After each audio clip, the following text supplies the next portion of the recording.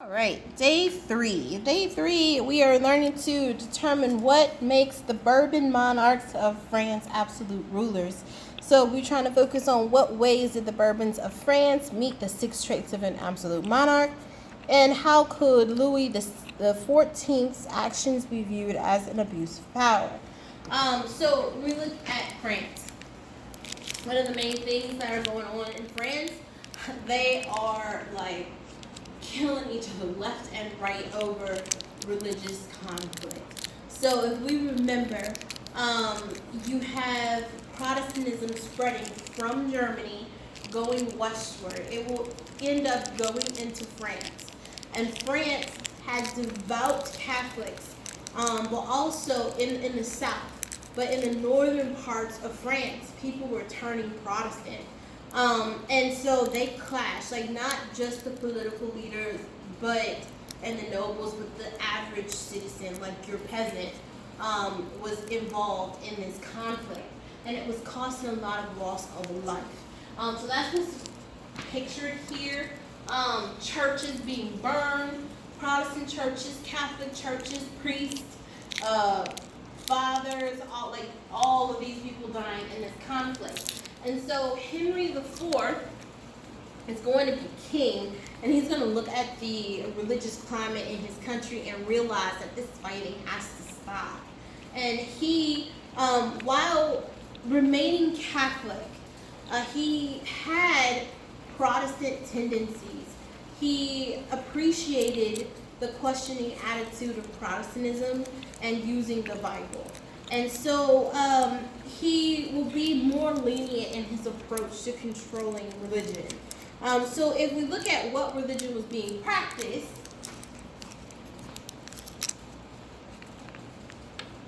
Huguenots. Who remembers what denomination of Christianity they were?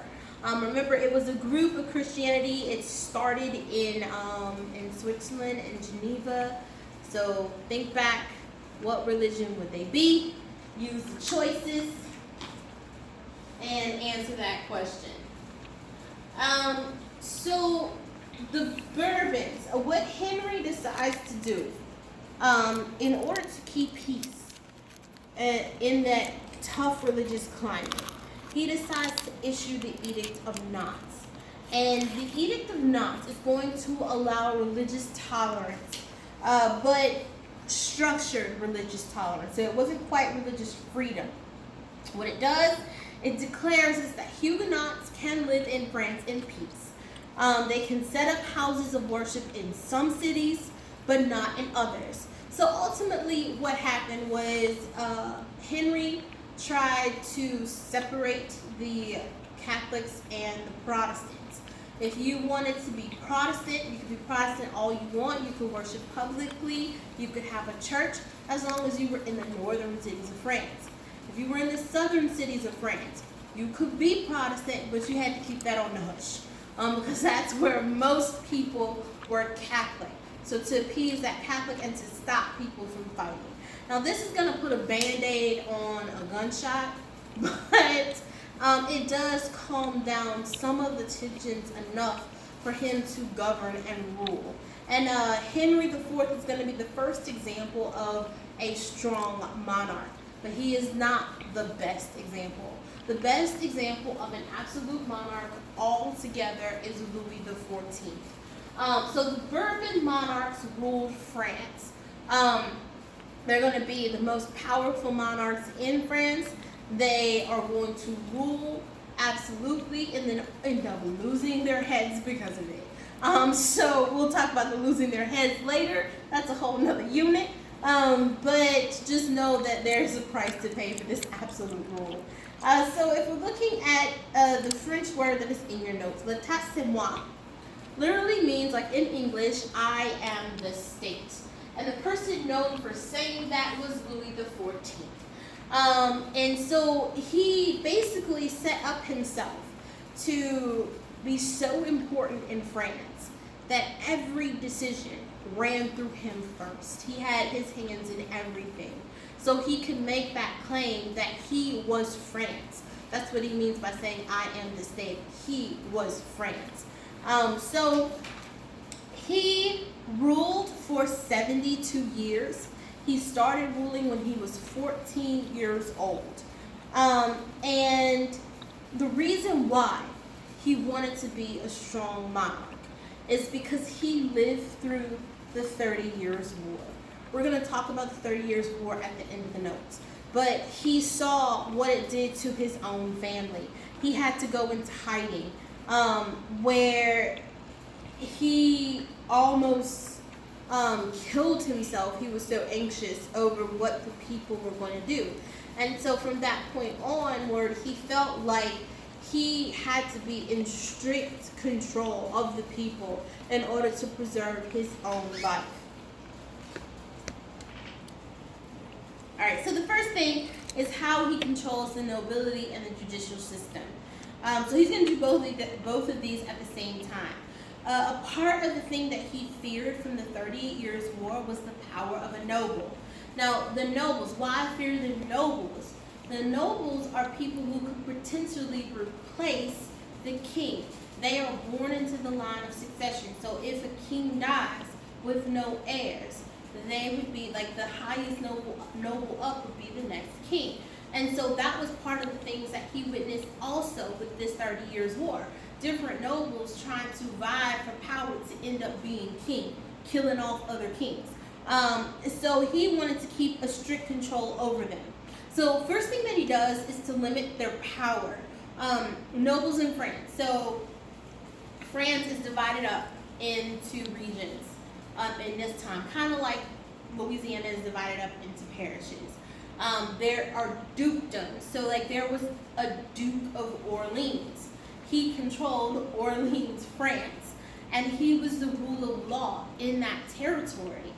And so what he decided to do to limit that duke's power is force the dukes, the nobles, the viscounts, all of these nobles to live with him. Remove them from their seat of power. And then he placed an intendant, you do have to write that down in the notes under controlling the nobility. An intendant, INTENDANTS, is a tax collector and a judicial overseer. He appointed that person in place of the noble. So he took the duke away from his kingdom in Orleans and say, hey, come live with me in my castle, which I'll talk about a little bit later, and attend to me. And then I'm going to put this person who's not a noble, he was just a commoner, in this role to serve in the job that you were doing. So they're going to collect the tax for the state. They're going to provide justice for the people who live in Orleans. Now, why is this brilliant for his power? Is because if he dies, if Louis dies, the attendant will never be king. He's not in the line of succession. He doesn't have any land that is his own, no source of true wealth. His only wealth comes from Louis. So who is the intendant going to be 100% loyal to? Louis. He's going to do anything Louis wants, anything Louis says. And he's going to do it because he knows that that's the only source of income that he has. So he's put these people all throughout his kingdom, and in effect he created a bureaucracy of people that he can control, in control of his people. And then what did he do with the nobles? He forced them to live with him, fulfilling roles like putting on his clothes. One person would put on his shoe. One person would put on his garments. One person would wake him up in the morning. And so if you're looking at the sample or the example that is in your notes, primary source from the Duke of Saint-Simon, he said, he looked to the right and to the left, not only upon rising but upon going to bed, at his meals, in passing through his apartments or his gardens. He marked well all absentee from court, found out the reason for their absence, and never lost an opportunity of acting towards them as the occasion seemed to justify. When their names were in any way mentioned, he would say, I do not know them. He would reply haughtily. So if one of the people in his court or one of the nobles wasn't there attending to him. He would ostracize them. He would kind of make them a social pariah. They'll say, hey, I don't even know this person. So it was very high school, like what's the movie that y'all always talking about? Like, does she even go here? What's the name of the movie? Mean Girls. Mean Girls, like very Mean Girl-esque. The French court was massive. And why was it able to be so massive?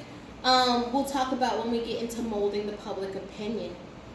But that's one way that he was able to control the nobles and able to control his judiciary system. He's appointing those people.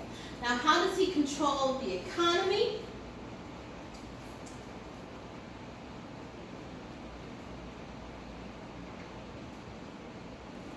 Alright, so he makes use of the colonies that he has claimed. Remember last unit we talked about the colonies. He encourages people in France to move to the colonies. So to move to French Canada, to move into the Americas and settle in that area.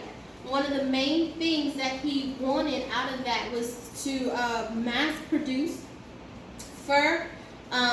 Also timber was a resource that they really wanted and desired out of that. They got a little sugar from New Orleans area. And so what he did with one of the resources is he himself made the resource valuable. And this is in connection with molding the public opinion. So fur was one of the resources that he mass produced coming out of Canada. But how do you make Europeans want fur? He started wearing it.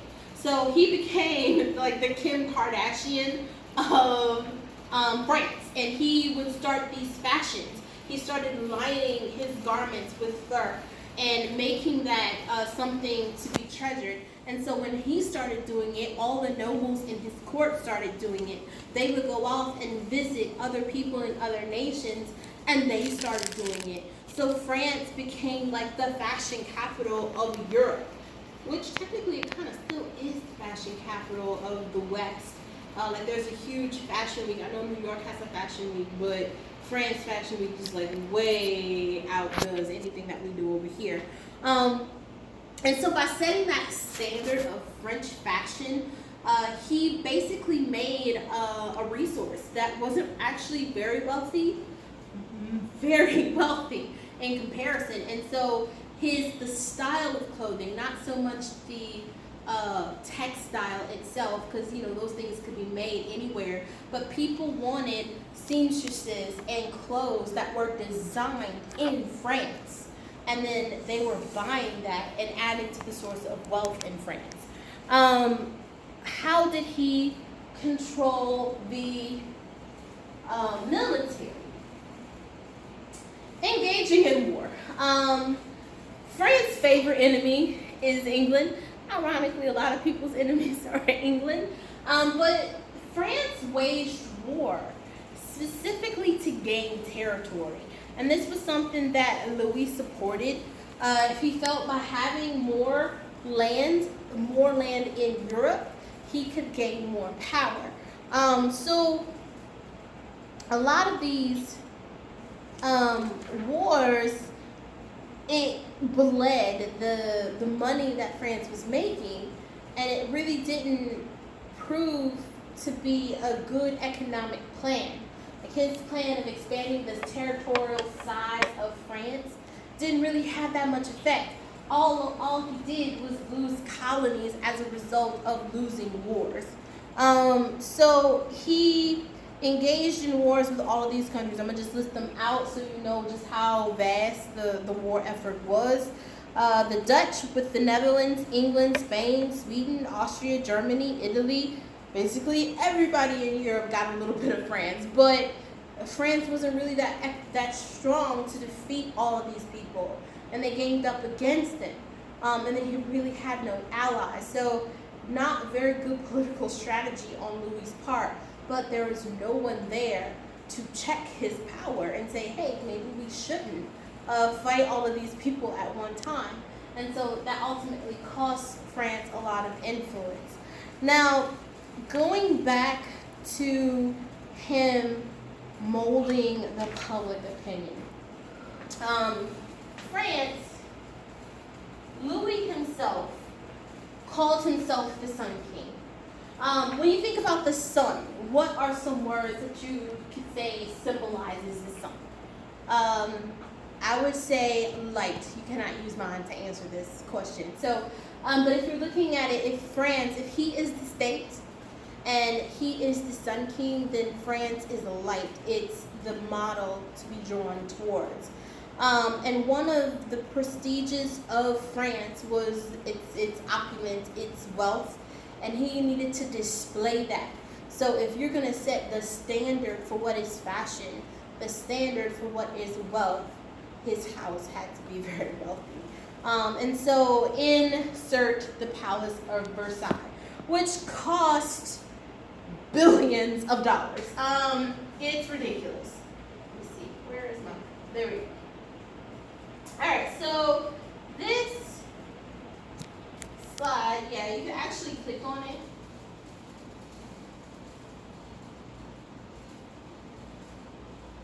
Alright, so click on here and look at the YouTube video, and it shows you what the Palace of Versailles looked like.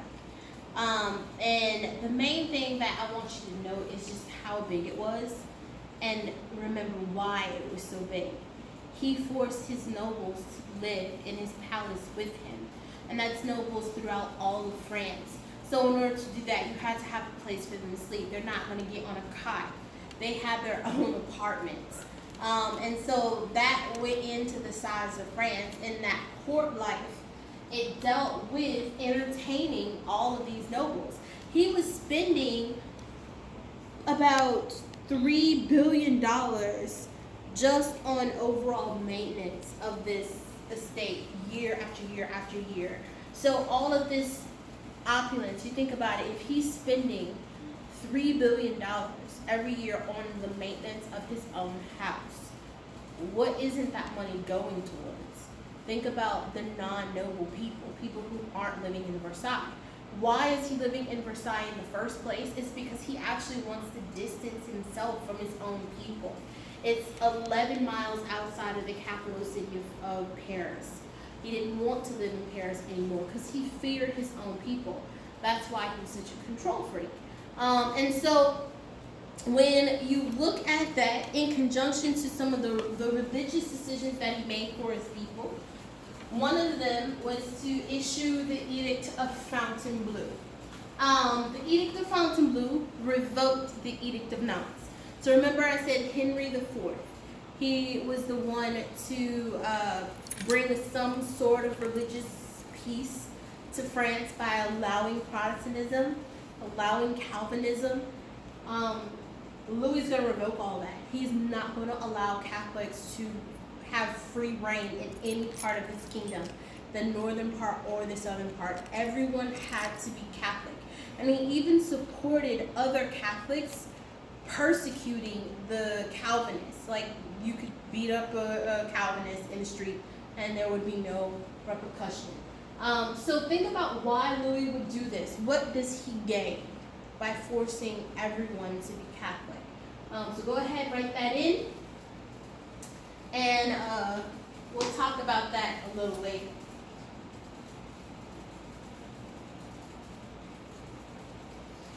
Okay, so with all that being said, if you're looking at the Bourbon monarchs, if you're looking at Henry IV, if we're looking at Louis XIV, how do they control their nations? How are they absolute monarchs? And what in here is an abuse of power? What would you not want to put up with if you were living in France? And that will end day 3. Go ahead and do the success criteria. So if we're looking at question 1,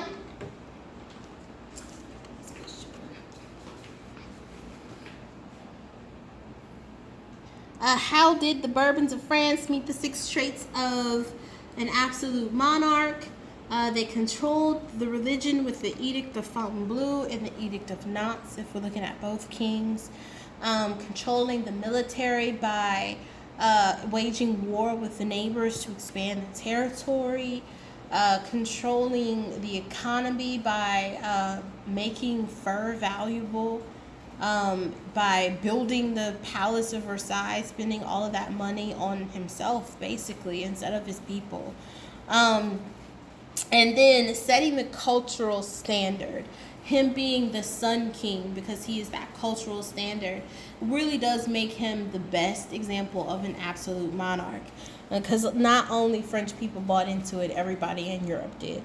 And then if we're looking at Louis the 14th's actions is an abuse of power. Where did he spend the money? He spent the money on himself. So that meant that he did not have anything reserved for a bad day for his people. So his people went hungry. And ultimately, his grandson will lose his head. So for that very reason, because remember that perpetually, he's teaching his son, his grandson, to rule just like him as an absolute monarch, but they're going to ultimately pay the price. And that's it.